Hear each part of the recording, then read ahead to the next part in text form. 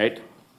Sir, మీ పల్నాడు పర్యటనకు సంబంధించి TDP నాయకులు ఆరోపణలు చేస్తున్నారు. మీరు విగ్రహావిష్కరణ కోసం వెళ్ళినట్టు కాకుండా దండయాత్ర చేసినట్టు ఎందుకు వెళ్ళారనేది ఒక ప్రశ్న. రెండోది, మీరు ఎక్కడికి వెళ్తే అక్కడ కేసులు కూడా పెడుతున్నారు. పొదిలి వెళ్తే రైతుల మీద 24 మంది మీద కేసులు పెట్టి అరెస్ట్ చేశారు. నేను అమ్మడి రాంబాబు గారి మీద కూడా కేసులు పెట్టారు. ఈవెన్ ఆ తండ్రి మీద కూడా కేసు పెట్టారు సార్ విగ్రహావిష్కరణ. ఇప్పుడు నాగమల్లేశ్వర తండ్రి పైన కేసు పెట్టారు, అక్కడ ఉన్న వైఎస్ఆర్సీపీ కోఆర్డినేటర్ పైన కేసు పెట్టారు ఈరోజు. ఆశ్చర్యం కలిగించే విషయము, ఆయన మా పార్టీకి సంబంధించిన ఉప సర్పంచ్. మా పార్టీకి సంబంధించిన ఉప సర్పంచ్ చనిపోయినాడు.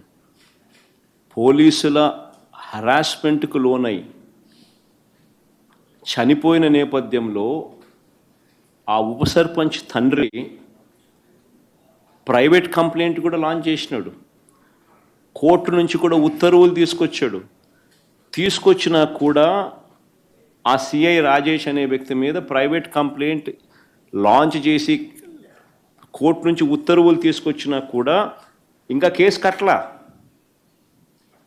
అలాంటి ఆయన బాధలో భాగస్వామిని అవుతూ నేను మా పార్టీకి సంబంధించిన మా వాళ్ళ ఇంటికి నేను పోవడం తప్ప అని అడుగుతా ఉన్నా.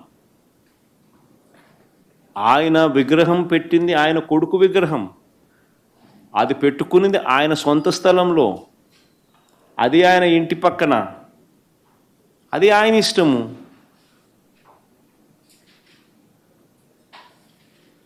ఈ విషయంలో నేను పోవడం ఏ రకంగా తప్పు అవుతుంది?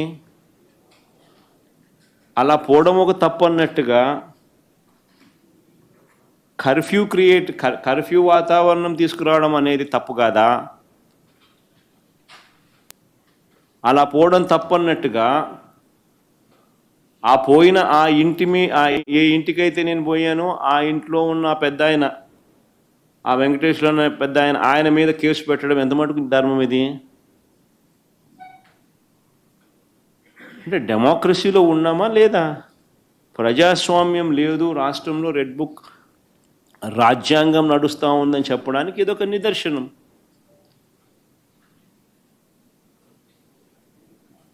ఇంతకన్నా ఘోరమైన అన్యాయమైన రాజకీయ పరిస్థితులు బహుశా ఎక్కడా ఉండవు, ఒక మన రాష్ట్రంలో మాత్రమే ఉంటాయి. సార్, రాష్ట్రంలో వివిధ అంశాలకు సంబంధించి మీరు పర్యటనలు చేస్తూ ఉన్నారు. అయితే మీ పరామర్శలు కానీ మీ యాత్రలు కానీ ఇవన్నిటిని కూడా law and order situation create చేస్తూ ఉన్నాయి, శాంతి భద్రతలకు విఘాతం కలిగిస్తున్నాయని అటు ప్రభుత్వానికి సంబంధించినటువంటి ప్రతి వాళ్ళు మాట్లాడుతున్నటువంటి పరిస్థితి సార్. లా అండ్ ఆర్డర్ సమస్యలు ఎవరు క్రియేట్ చేస్తున్నారు స్వామి? నేను పోతాను, కలుస్తాను, వస్తాను, వీళ్ళకేం సంబంధము? రైతుల దగ్గరికి పోయినాను, రైతులను కలిసినాను, రైతు సమస్యను లేవనెత్తినాను, ప్రెస్లో అడ్రస్ చేసినాను, రైతు సమస్యలనే లేవనెత్తినాను, రైతు సమస్యలే చెప్పినాను. ఎవరికి ఏం తప్పు జరిగింది?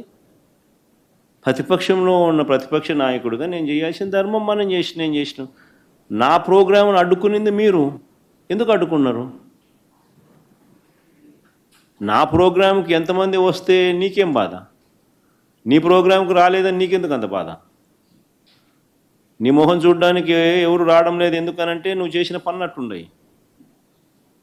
నువ్వు అందరినీ అబద్ధాలు చెప్పి అందరినీ మోసం చేసి నువ్వు అందరి ఉసురు నువ్వు పోసుకుంటా ఉండవు.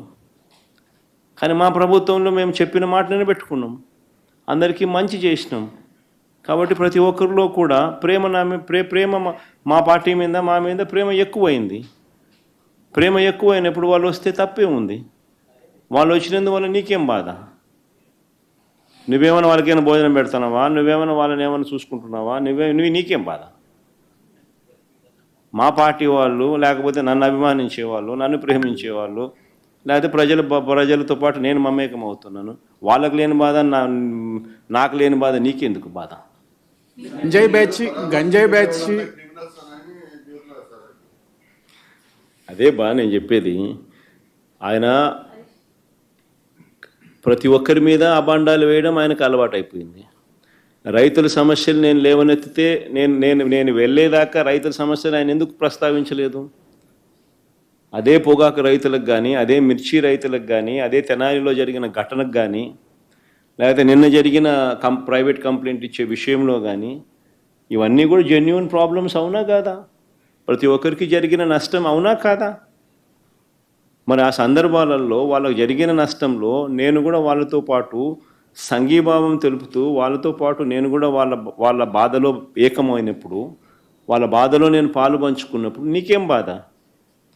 నేను పోయి పాలు పంచుకునేదాకా నువ్వెందుకు స్పందించడం లేదు? అసలు నువ్వు స్పందించుంటే నేను పోవాల్సిన అవసరం నాకు ఉండేది కాదు కదా. నువ్వు స్పందించడం లేదు కాబట్టే నేను పోవాల్సి వస్తూ ఉంది. నువ్వు బాగా పట్టించుకొని ఉంటే సమస్య ఉంది.